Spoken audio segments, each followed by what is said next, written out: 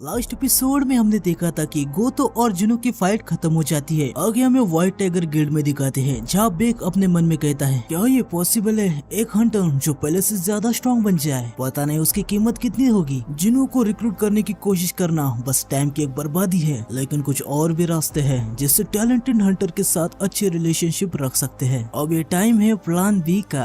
आगे बेक अपने मोबाइल में देखता है, वहाँ आने वाली सर्च एंड डिस्ट्रॉय मिशन की लिस्ट आ चुकी थी। उस लिस्ट में जुनो का नाम नहीं था। ये देख के बेक काफी ज्यादा हैरान हो जाता है। वो चिल्ला के कहता है क्या इसमें जुनो का नाम नहीं है। आगे हमें गोतो को दिखाते हैं जो अपने गिल्ड के वॉइस मास्टर से कॉल पे बात कर रहा होता है। वो कहता है मिस्टर सुगीमोटो, मुझे यहाँ साउथ कोरिया में काफी ज्यादा स्किल्ड हंटर देखने को मिला है। सुगीमोटो हंसते हुए गोतो से कहता है लेकिन मुझे यकीन है वो तुमसे ज्यादा स्ट्रॉन्ग नहीं होगा। गोतो से कहता है अभी तो मुझे इसके बारे में पता नहीं है। सुगीमोटो गोतो से पूछता है उस हंटर का नाम क्या है। गोतो बताता है उसका नाम है संग जिनो। वो दूसरी बार अवेक हुआ है और हाल फिलहाल में ही यस रैंक से इवैक्यूएट हुआ है। सुगीमोटो कहता है मुझे उसका नाम लिस्ट में नहीं दिख रहा। ये सुन के गोतो थोड़ा हैरान हो जाता है और सुगीमोटो से कहता है क्या ये तुम क्या कह रहे हो, उसका नाम लिस्ट में कैसे नहीं है। सुगीमोटो कहता है मुझे माफ करना, मैं अभी एक्सप्लेन नहीं कर सकता। साउथ कोरिया ने बस अभी उनके हंटर की लिस्ट भेजी है जहाँ चोई जोंग, मा डोंगसुक, बेक युनहो, चाहिन और मिन ब्यूक ये 6 हंटर्स 4 दिन बाद के जेजू आइलैंड की रेड में आने वाले हैं। ये सुन के गोतो कहता है ये पॉसिबल ही नहीं है। चेयरमैन को इतने पागल नहीं है कि वो संग जिनु जैसे स्ट्रॉन्ग हंटर को इस रेड में ना ले। सुगीमोटो कहता है चिंता करने की कोई भी जरूरत नहीं है, आने वाले रेड में टोटल 16 एस रैंक के हंटर हैं, सब कुछ ठीक ही होगा। गोतो कहता है ठीक है,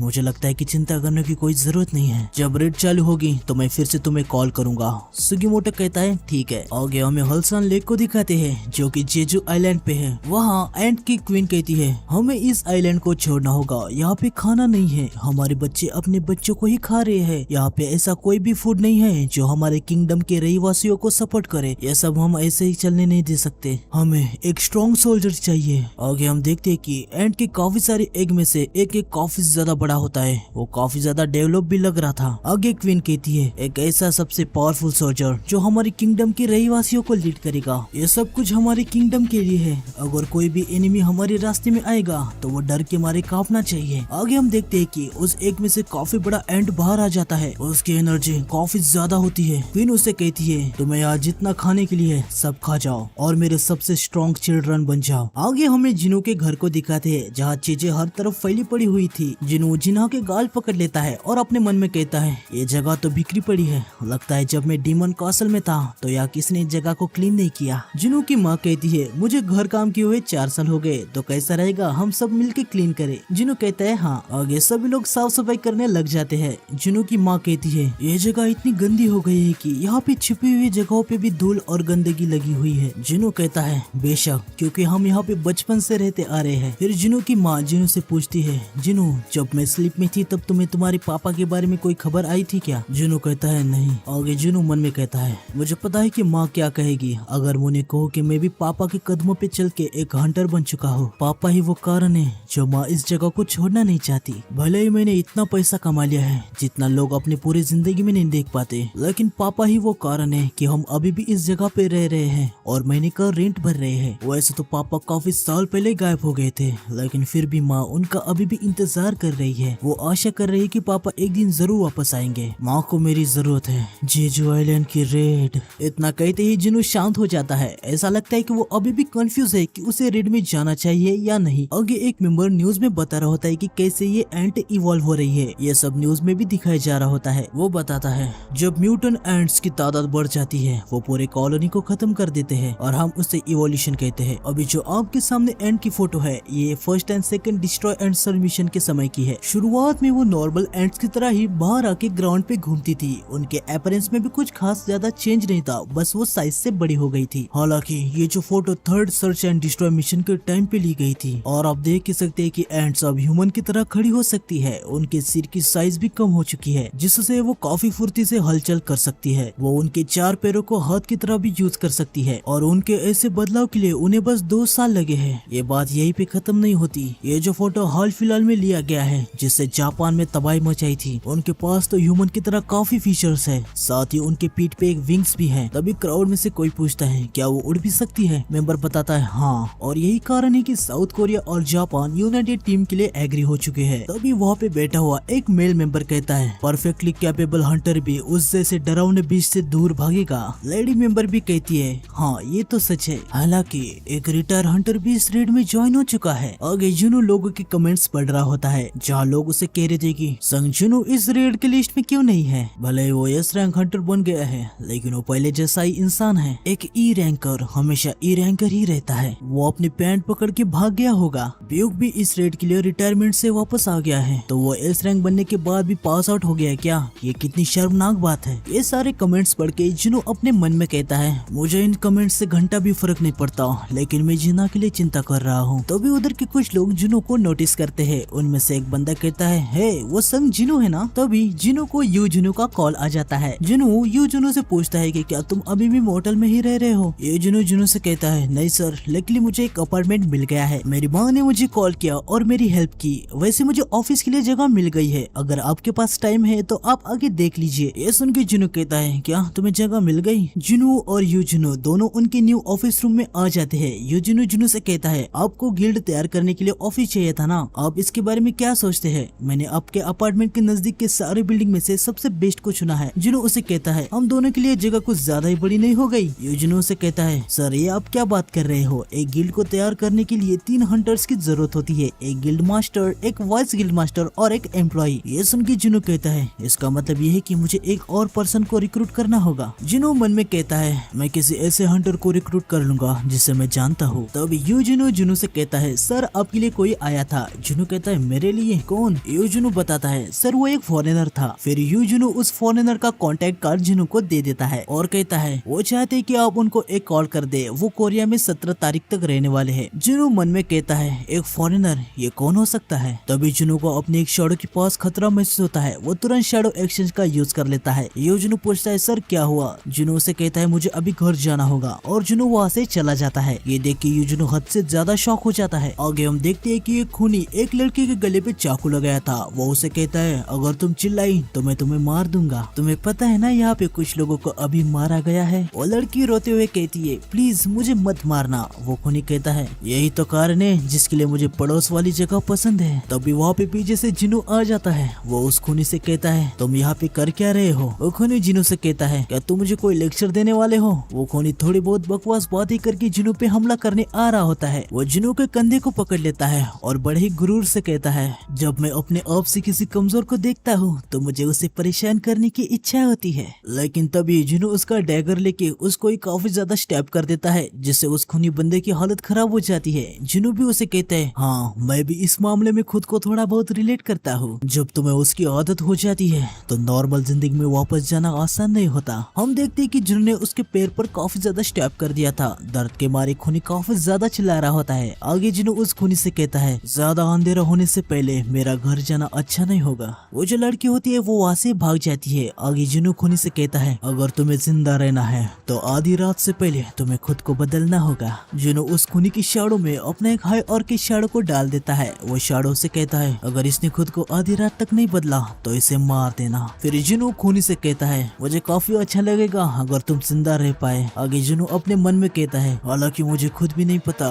कि मेरी हाई और की शैडो तुम्हें मारने के लिए कितनी देर तक धैर्य रख पाएगी। आगे जुनू वहाँ से जाते हुए कहता है कल जेजू आइलैंड की रेड स्टार्ट होने वाली है। आगे हमें अगले दिन को दिखाते हैं जहाँ हेलीकॉप्टर वगैरह आ चुके थे जिससे हंटर जेजू आइलैंड पे जाएंगे। फिर हमें गोतो रेजू को दिखाते हैं। गोतो मन में कहता है उस मोमेंट पे मैंने डेथ को महसूस किया था। आखिर ये मेरे साथ हो क्या रहा है। मैं कुछ ज्यादा ही सेंसिटिव हो चुका हूँ। आगे हमें काफी सारे वेपन से भरी हुई शिप्स को दिखाया जाता है जो चाइना ताइवान के कोस्ट से होकर जेजू आइलैंड की कोस्ट के पास पहुँच जाती है। फिर हमें उसी शिप में से एक शिप में जोंगसू को दिखाया जाता है। वो कहता है हमें खुद को तैयार करना होगा। उन एंट्स को हमारे बारे में कभी भी पता चल सकता है और वो कभी भी उड़ के हमारे सामने आ सकती है। लेकिन तभी उसका असिस्टेंट कहता है सर क्या आपको सच में लगता है कि हमारी स्ट्रेटेजी वर्क करेगी। जोंगसू कहता है जब तक हम ट्राई नहीं करेंगे हमें पता नहीं चलेगा। वैसे भी हमारा काम डिफेंस का है, अगर कुछ हो जाए तभी हमें पीछे से बैकअप देना है। साथ ही अगर कोई मेनलैंड से एंट हमारी तरफ आए तो हमें उन्हें मारना है। हमें उन एंट्स को मेनलैंड से बिल्कुल भी बाहर नहीं आने देना है। ये सब बातें सुन के जोंगसू का असिस्टेंट काफी ज्यादा जोश में आ जाता है। वो कहता है, सर मुझे आप पे पूरा भरोसा है, मैं जोंग्यू तानो दुनिया खत्म होने तक आपको फॉलो करता रहूंगा। आगे हमें माँ डोंगुक को दिखाते हैं जो अपने गिल्ड की वॉइस मास्टर से कहता है, अपने पीछे के दुश्मनों पर भी ध्यान रखना। लेकिन जो वॉइस मास्टर होती है ना, वो नाराज होती है क्योंकि गोतोरुजी ने सिर्फ यस रैंक के हंटर्स को ही मेन अटैक के लिए बुलाया था। वॉइस मास्टर कहती है, उधर देखने के लिए कुछ भी नहीं है, उन्होंने हमें सिर्फ डिफेंस टीम के लिए बुलाया है। रियलिटी में हम बस स्टैंड बैक टीम की तरह है जो बस पीछे रहती है, वहाँ करने के लिए कुछ भी नहीं है। डोंगुक उसे कहता है, हमारे गिल्ड के सारे मेंबर अब जहाज पर हैं, तो गिल्ड की वॉइस मास्टर होने के नाते तुम्हें उनके साथ कुछ ट्रेनिंग करनी चाहिए। वॉइस मास्टर कहती है, अब मैं क्या ही कर सकती हूँ, आपको तो पता ही है वॉइस गिल्ड मास्टर बस एक टाइटल है और कुछ भी नहीं। डोंगुक उसके सर पे हाथ रख के उसे कहता है, तुम्हारे ग्रेट मैनेजमेंट के कारण ही हमारा गिल्ड इतना ग्रो हो पाया है। तुम हमारे गिल्ड का सिंबल ही नहीं बल्कि तुम अकेले ही हो जो हमारे एक्टिविटीज का स्कोप बढ़ाने के डिसीजन के लिए सबसे बेस्ट हो। तुमने आज तक जो भी किया उसके लिए मैं काफी एहसानमंद हूँ क्योंकि मैनेजमेंट में मैं बहुत बुरा हूँ। ये सब सुन के वॉइस मास्टर कहती है, मुझे आपको वहाँ भेजने में अच्छा फील तो नहीं हो रहा, लेकिन आप वापिस जा रहे हो तो मुझसे इतना वादा कीजिए कि आप वन पीस में वापस आओगे। फिर हम देखते हैं कि डोंगुक आगे चला जाता है। आगे हमें लिमग्यू को दिखाते हैं, वो फोन पे किसी पे चिल्ला रहा था। वो कहता है, तुमने वहाँ पे मिशन को क्यों तैनात किया, एंड्स कभी भी आ सकती है, तो जितना जल्दी हो सके उतना जल्दी उसे वहाँ से पीछे हटने को कहो। तुम्हें पता भी ना उसकी कीमत क्या है। लेकिन तभी फोन वाला बंदा शायद उसे बता देता है कि वो पहले ही निकल चुका है और अब वो वापस नहीं आ सकता। ये सुन के लिमग्यू काफी ज्यादा शॉक हो जाता है। वो उस फोन वाले बंदे से कहता है, ठीक है मिशन गाँव पे जा चुका है तो उसे कवर में छुप के रहने को कहो। आगे नरेटर हमें बताता है, हंटर एसोसिएशन की रिक्वेस्ट पे सारे गिल्ड के हंटर को आइलैंड के दक्षिण की तरफ तैनात किया गया है। वहाँ इनको सावधानी के लिए तैनात किया गया है। अगर रेड सक्सेसफुल भी हो जाए तब भी इसके काफी ज्यादा चांसेस है कि कुछ बचे हुए म्यूटेंट एंट्स लैंड से भाग सकती है। साथ ही देश की रक्षा करने के लिए भी स्ट्राइक स्क्वाड को तैनात किया गया है और एक स्क्वाड में एक बी रैंक का लीडर, 3 सी रैंकर्स और 10 से भी ज्यादा डी और ई रैंक के हंटर्स है। आगे हम देखते हैं कि जूई और सोंग चिहुल भी इसमें शामिल है। आगे नरेटर बताता है, रिटायर हंटर भी इसमें शामिल है। साथ ही वो लोग भी जो अवेक तो हुए थे पर हंटर नहीं बने थे, वहाँ 5000 से भी ज्यादा लोग थे।